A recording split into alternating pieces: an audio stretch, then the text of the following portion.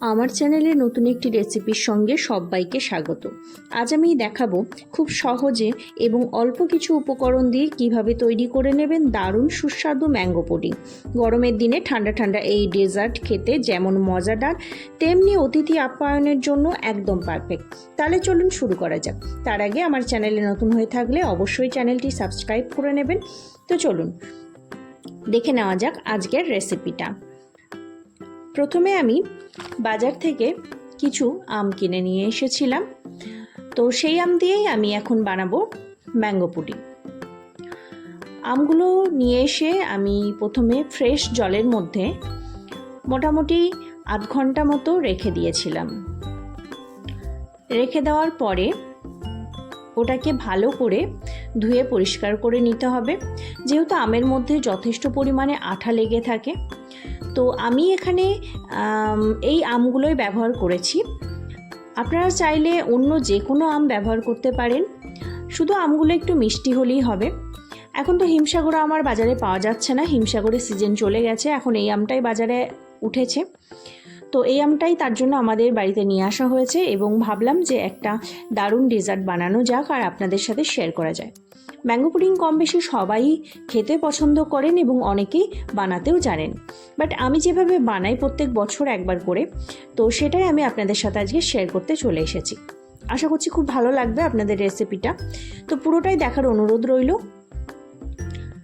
তো চলুন, আমি আমগুলোকে নিয়ে এসে আধ ঘন্টা বললাম জলে ডুবিয়ে রেখে দিয়েছিলাম, তারপরে আঠাটা ভালো করে চলে গেছে, আমের গায়ে অনেক নোংরা লেগে থাকে বা আঠাও লেগে থাকে। তারপরে আমের এই বোটাটা কেটে দিয়েছি, তারপর এটাকে এভাবে দু টুকরো করে কেটে নিচ্ছি, খোসা ছাড়াইনি। এবার আপনারা চাইলে খোসাটা ছাড়িয়ে নিয়েও এটাকে শ্বাসটা কেটে নিতে পারেন, কিন্তু আমি এখানে খোসা না ছাড়িয়ে এভাবে সমস্ত আমগুলোকে দু টুকরো করে কেটে নিচ্ছি। তিন টুকরো করে আমি এখানে আমগুলোকে কেটে নিচ্ছি।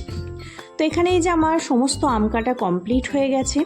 এখন এই আমগুলো থেকে এই যে শ্বাসগুলো আছে সেগুলোকে আমি বার করে নেব। তো আমগুলো থেকে শ্বাসগুলো বার করার জন্য আমি এখানে একটা চামচ ব্যবহার করেছি আর একটা আলাদা পাত্র নিয়ে নিয়েছি, যেখানে আমি শ্বাসগুলোকে চামচ দিয়ে বার করে এই জায়গাটার মধ্যে রেখে দেব। তো এখানে এভাবে চামচ দিয়ে দেখতে পাচ্ছেন খুব সহজে আমের শ্বাসগুলো বার করা যায় এবং আমি এভাবেই বার করে নিচ্ছি। এটা আমার খুবই সহজ লাগে, তার জন্য এভাবে বার করে নিচ্ছি। আপনারা চাইলে চাকু দিয়ে কেটে পিস পিস করেও বার করতে পারেন, কিন্তু আমার মনে হয় চাকু দিয়ে কাটার থেকে এটা বেশি ইজি লাগে। তো এভাবে সমস্ত শ্বাসগুলোকে আমি একে একে বার করে নিচ্ছি।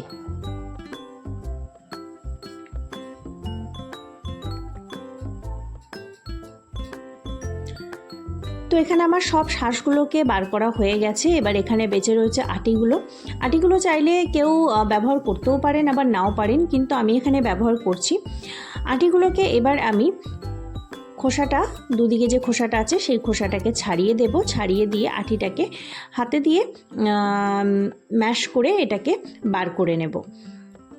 তো এই যে খোসাটাকে একদম পাকা, খুব পাকা আমটা, ওই জন্য খুব সহজেই খোসাটা ছেড়ে যাচ্ছে। তারপরে এভাবে আমি হাতের সাহায্যেই এভাবে সুন্দর করে সমস্ত শ্বাসগুলোকে বার করে নিচ্ছি।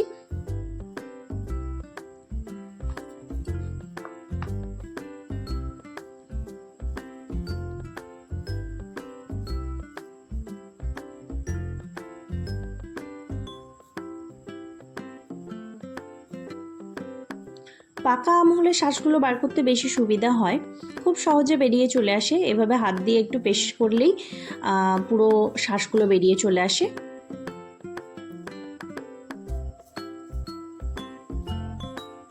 তো এই যে এখানে আমার সমস্ত শ্বাস বার করা কমপ্লিট হয়ে গেছে। আমটা প্রচুর জুসি, প্রচুর রস বেরিয়েছে আমে। এবার আমি একটা মিক্সার গ্রাইন্ডার নিয়ে নিয়েছি। মিক্সার গ্রাইন্ডারের মধ্যে আমগুলোকে ভালো করে মিক্স করে নেব, পেস্ট করে নেব, যাতে কোনো রকমের গুটুলি না থাকে। তো সমস্ত আমগুলোকে মিক্সার জারের মধ্যে আস্তে আস্তে দিয়ে দিচ্ছি।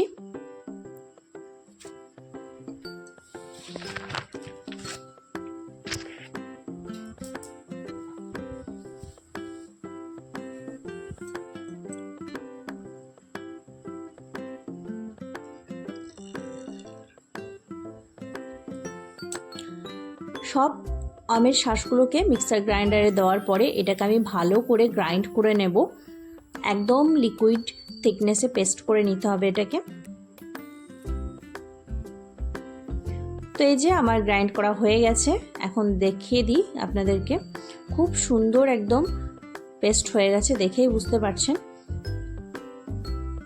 এবার এটাকে আমি এখানে একটা ছাঁকনি নিয়ে নিয়েছি, ছাঁকনিটার সাহায্যে লিকুইড পেস্টটাকে বার করে নেব। অনেক সময় হয় কিছু গুটুলি টাইপের থেকে যায়, তার জন্য আমি এটাকে একদম শিওর হয়ে যাওয়ার জন্য একটা ছাঁকনি দিয়ে এভাবে চামচের সাহায্যে নেড়ে নেড়ে সমস্ত লিকুইড পোর্শনটাকে বার করে নিচ্ছি। খুব সহজেই বেরিয়ে যাবে, আপনারা অবশ্যই এই প্রসেসটা করবেন।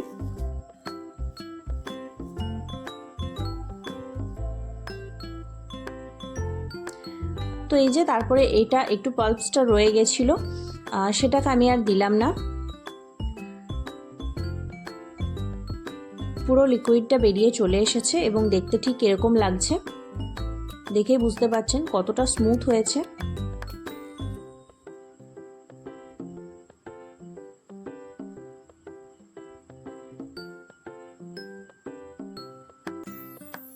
এবার আমি এখানে ব্যবহার করব চিনি। এখানে আমি 3 চামচ মতো চিনি ব্যবহার করছি। আম এমনিতেই মিষ্টি, তারপরেও আমি এখানে 3 চামচ চিনি ব্যবহার করছি টেস্টের জন্য। তারপরে এরকম একটা কাপ নিয়ে নিয়েছি, এই কাপের মাপ করে এখানে আমি নিয়ে নিয়েছি 1 কাপ মতো দুধ। আর এই দুধের মধ্যে এখন দিয়ে দেবো কর্নফ্লাওয়ার। আমি এখানে 4 চামচের 2 চামচ কর্নফ্লাওয়ার ব্যবহার করছি। এবার ভালো করে এই দুধটার মধ্যে কর্নফ্লাওয়ারটাকে মিশিয়ে নিতে হবে। অবশ্যই আমি আগে থেকে দুধটাকে গরম করে রুম টেম্পারেচারে ঠান্ডা করে রেখে দিয়েছিলাম, তারপরে এখন আমি ব্যবহার করছি। কখনোই গরম দুধ ডাইরেক্টলি এভাবে ব্যবহার করবেন না, তাহলে পুডিংটা নষ্ট হয়ে যাবে। তারপর আমি চামচ দিয়ে আস্তে আস্তে করে ভালো করে দুধের সাথে কর্নফ্লাওয়ারটাকে মিশিয়ে নিচ্ছি। একদমই যাতে কোনো রকম গুটলি ভাব না থাকে সেরকমভাবেই মিশিয়ে নিতে হবে। এবার আমি দুধটাকে এর মধ্যে দিয়ে আমের সাথে দুধ কর্নফ্লাওয়ার সবগুলোকে ভালো করে মিশিয়ে দিচ্ছি।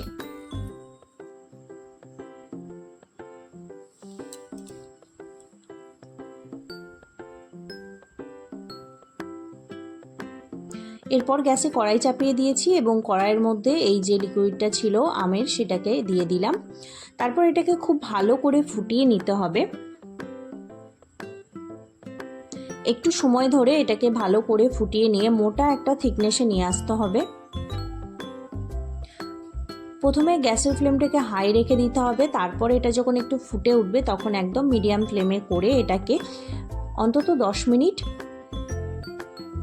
ভালো করে আমের এই যে লিকুইডটা দেখতে পাচ্ছেন এখন এটা অনেকটা গাঢ় হয়ে আসবে, তখনই গ্যাসের ফ্লেমটা অফ করতে হবে। আর ঘন ঘন নাড়তে থাকতে হবে যাতে তলায় লেগে না যায়, তাহলে কিন্তু পুডিংটা খুব ভালো করে হবে না।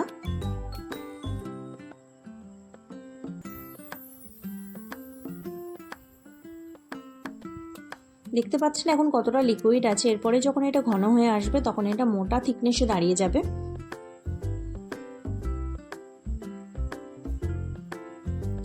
তো এই যে অনেকটা মরে এসেছে, দেখতে পাচ্ছেন গাঢ় হয়ে এসেছে এবং এটা এখন ফুটছে। আর একটু গাঢ় করে নিতে হবে ভালো করে।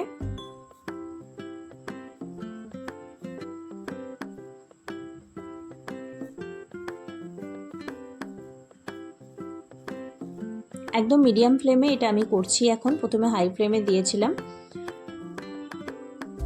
একটু ফুটে যাওয়ার পরে তারপরে আমি এটা মিডিয়াম ফ্লেমে দিয়েছি।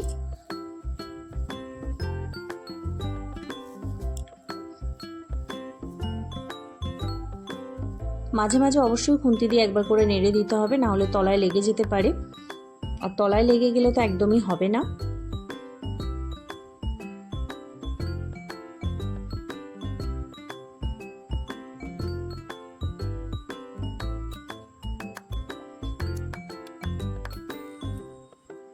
এখন দেখতে পাচ্ছেন খুব ভালো মতো এটা ফুটে যাচ্ছে আর অনেকটা মরে এসেছে রসটা। পুরো রসটাকে ভালো করে মেরে একটা মোটা থিকনেসে আনতে হবে।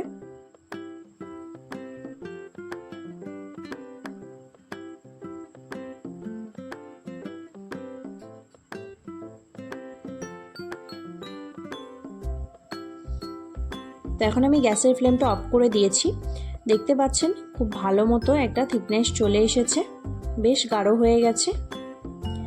এই সময় এবার এটাকে আমি ভালো করে ঠান্ডা করে নেব।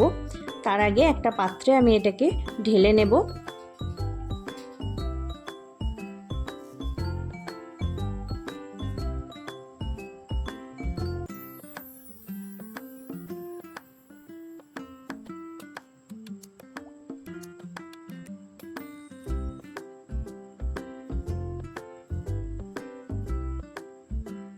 তো একটু রেখে দিয়েছিলাম কড়াইয়ের মধ্যেই, তো দেখতে পাচ্ছেন একদম বেশ গাঢ় হয়ে এসেছে।